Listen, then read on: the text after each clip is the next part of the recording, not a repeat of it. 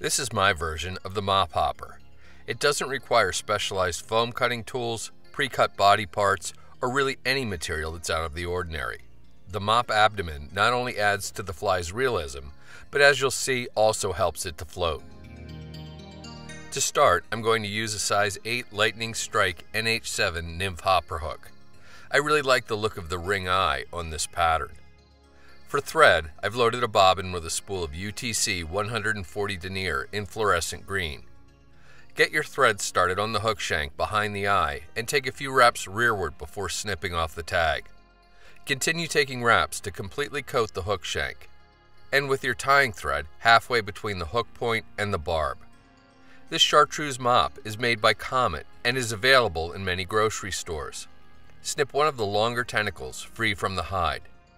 Although not essential, a drop of superglue, here fly tire cement, applied at the thread location will help stop the mop material from rotating around the hook shank while you take thread wraps to anchor it.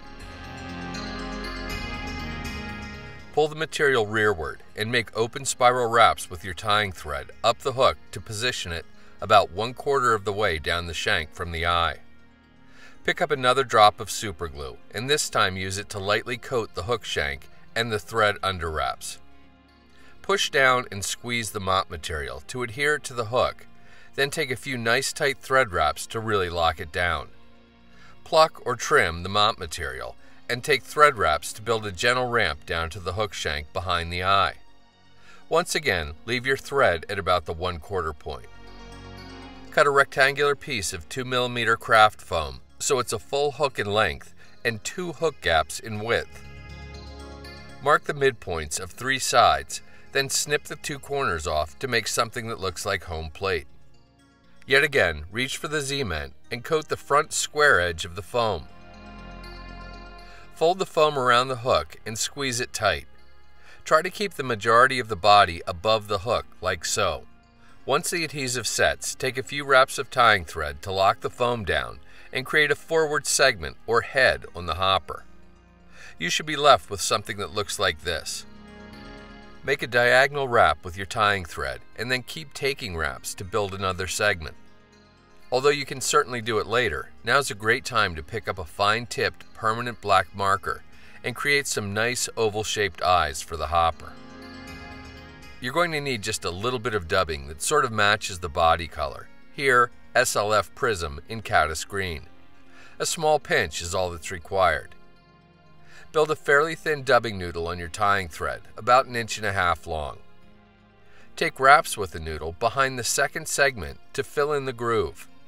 Doing this will really help to maintain the correct orientation when tying in the hind legs. Medium-sized, barred, round rubber leg material is my choice for all the legs on this fly. Separate 2 attached strands from the rest and snip them free from the hank.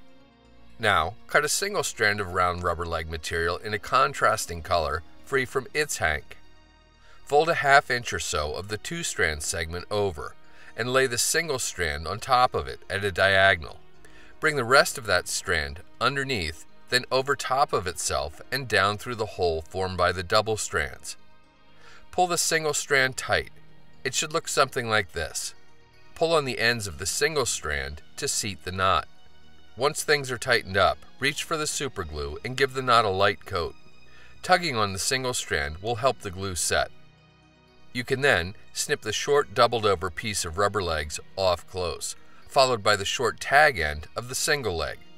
Tying the legs in this manner creates a 90-degree angle with both parts of the leg in the same plane. Repeat the procedure at the other end of the double leg material, then snip it in half to form a matched pair of hopper legs. I just had the weirdest feeling of deja vu. Lay one of the formed legs at a 45-degree angle on the far side of the hook and take a couple of thread wraps to secure it in that orientation.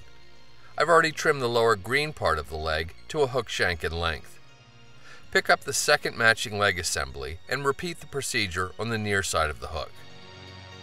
Advance your tying thread forward to behind the first segment and use it to trap the butt ends of the rubber leg material there. You can then snip the excess off close. There's a good reason for doing this, as you'll see later.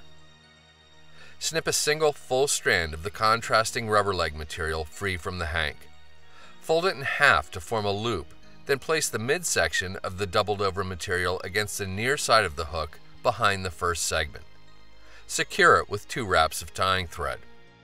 Relocate half the material to the far side of the hook so it lays between the double strands from the hind legs. Then do the same on the near side.